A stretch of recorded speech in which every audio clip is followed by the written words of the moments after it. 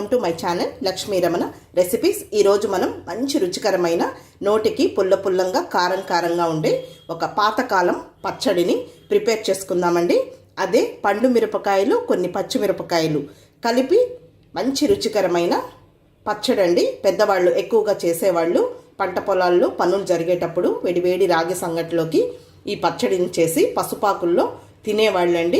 So ఈరోజు మనం ఆ పచ్చడిని ఎలా ప్రిపేర్ చేసుకోవాలో కావలసిన పదార్థాలు, తయారీ విధానం ఒకసారి చూద్దామండి.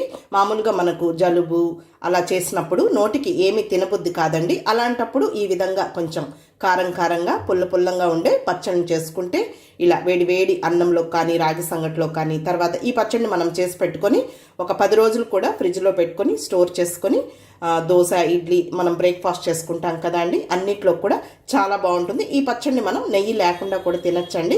కాబట్టి చాలా బాగుంటుంది. ఈ పచ్చడిని మనం ఎలా తయారు చేసుకోవాలో చూసేద్దామండి. ఇక్కడ నేను ఒక 6 పండు మిరపకాయలు తీసుకున్నానండి. పండు మిరపకాయలని శుభ్రంగా కడిగేసుకున్న తర్వాత ఈ విధంగా తుంచి పెట్టుకోవాలి. ఒక్కొక్కసారి మనకు పచ్చిమిరపకాయలలో ఈ విధంగా పండు మిరపకాయలు అనేటివి వస్తూ ఉంటాయండి. అలాంటప్పుడు మనం మంచి రుచికరమైన పచ్చడిని ప్రిపేర్ చేసేసుకోవచ్చు.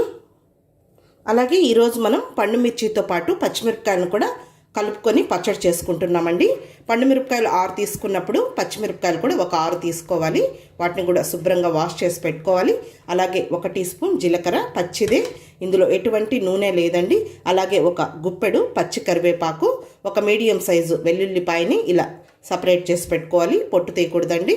రుచికి సరిపడా రాళ్ళుప్పు, ఈ సైజులో ఉన్న ఉల్లిపాయలు ఒక 2, తర్వాత చింతపండు అండి కొద్దిగా ఎక్కువగా తీసుకోవాలి. ఒక పెద్ద నిమ్మకాయ సైజు అంతా చింతపండుని కడిగేసేసుకొని ఒక 10 నిమిషాల ముందు నీళ్ళల్లో నానబెట్టి పెట్టుకోవాలి. మిక్సీ జార్ తీసుకొని ఈ పండు మిరపకాయని వేసేసుకుందాము. అలాగే పచ్చిమిరపకాయని కూడా తుంచి వేసేసుకోవాలి. తర్వాత జీలకర్ర, కరివేపాకు, ఏం కారం ఉండదండి మనకు. ఆ పులుపుకి ఆ ఉల్లిపాయ వెల్లుల్లి అన్నీ వేస్తాం కాబట్టి కరెక్ట్గా సరిపోతుంది. ఈ పచ్చడిని మనం చేసి పెట్టుకున్నామంటే అన్ని బ్రేక్ఫాస్ట్లోకి తినచ్చు. అలాగే ఉప్మా, చపాతీ, పెరుగన్నంలోకి చాలా బాగుంటుంది. తర్వాత చింతపండును కూడా వేసేసుకుందాము. రుచికి సరిపడా రాళ్ళుప్పు ముందుగా ఒకసారి గ్రైండ్ చేసుకోవాలండి. ఈ విధంగా మిక్సీ పట్టుకోవాలి, మరీ కంటిన్యూగా వేయకూడదు.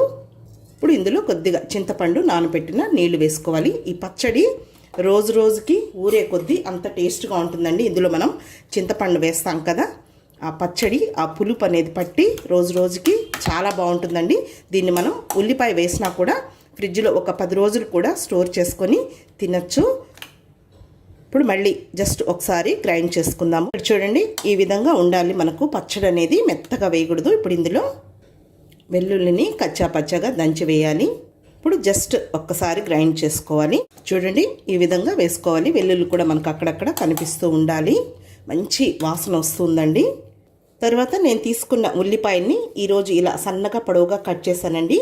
వీటిని ఇలా విడిగా తీసుకోవాలి. కొంచెం ఉల్లిపాయలు వెల్లుల్లి ఎక్కువగా ఉండాలి. ఇప్పుడు ఈ ఉల్లిపాయల్ని వేసేసుకుందాము. ఇప్పుడు చింతపండు నానబెట్టుకున్న నీళ్లు ఇంకొన్ని వేసుకోవాలి. ఒకసారి కలుపుకొని జస్ట్ ఒక్కసారి గ్రైండ్ చేయాలి. ఉల్లిపాయలు అలాగే ఉండాలండి, మెత్తగా అవ్వకూడదు. అంతే అండి, మనకు పచ్చడి రెడీ అయిపోయింది. చూడండి ఎంత బాగుందో అసలు. ఒక్కసారి కానీ మీరు రుచి చూస్తే మళ్ళీ మళ్ళీ ఇలాగే చేసుకుంటారండి. మామూలుగా మనకు పండు మిరపకాయలు వస్తూ ఉంటాయండి, అప్పుడు మనం కొంచెం ఎండబెట్టేస్తూ ఉంటాం. సో ఒక 5-6 ఉన్నా కూడా కానీ ఈ విధంగా పచ్చడి చేసుకొని తిని చూడండి. మామూలుగా ఈ పచ్చడిని మనం ఉత్త పచ్చిమిరపకాయలతో చేసుకోవచ్చు, అలాగే పండు మిర్చితో చేసుకోవచ్చు. ఇలా 2 మిక్స్ చేసి కూడా చేసుకోవచ్చండి. ఇప్పుడు మనం డిష్ అవుట్ చేసేసుకుందాం. ఆ చింతపండు నీళ్ళు కొన్ని ఉన్నాయి కదా, మిక్సీ గిన్నెలో కొన్ని వేసేసుకొని కావాలంటే మిక్స్ చేసుకోవచ్చు. నేను ప్లేట్లోకి వేడివేడి రైస్ తీసుకుంటున్నానండి. మీరు రాగి సంగటి, సజ్జ సంగటితో కూడా ఒకసారి రుచి చూడండి. అసలు ట్రెడిషనల్ పచ్చడి అండి, చాలా బాగుంటుంది. తర్వాత ఇప్పుడు పచ్చడిని ఒక గిన్నెలోకి తీసేసుకుందాము.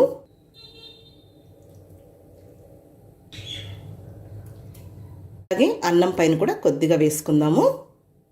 అంతే అండి, చూసారు కదా మనం పండు మిరపకాయలు పచ్చిమిరపకాయలు 2 కలిపి మంచి రుచికరమైన పాతకాలం ట్రెడిషనల్ పచ్చడిని ఎలా ప్రిపేర్ చేసుకున్నామో పెద్దవాళ్ళు ఎక్కువగా చేసుకునేవాళ్ళండి. పంట పొలాల్లో పనులు జరిగేటప్పుడు రాగి సంగటిలోకి ఈ విధంగా వేడివేడి రాగి సంగటి, ఈ పచ్చడి పసుపు ఆకుల్లో కానీ అరిటాకుల్లో కానీ తినేవాళ్ళు. కాబట్టి మీరు తప్పకుండా ట్రై చేయండి. ఈ వీడియో మీకు నచ్చినట్లయితే నా యూట్యూబ్ ఛానల్ లక్ష్మీ రమణ రెసిపీస్ని కొత్తగా చూస్తున్నవారైతే నా ఛానల్ని తప్పకుండా సబ్స్క్రైబ్ చేసుకోండి. నచ్చితే లైక్ చేయండి, షేర్ చేయండి. ఇంకొక మంచి వంటతో మళ్ళీ కలుద్దాం. నమస్తే అండి.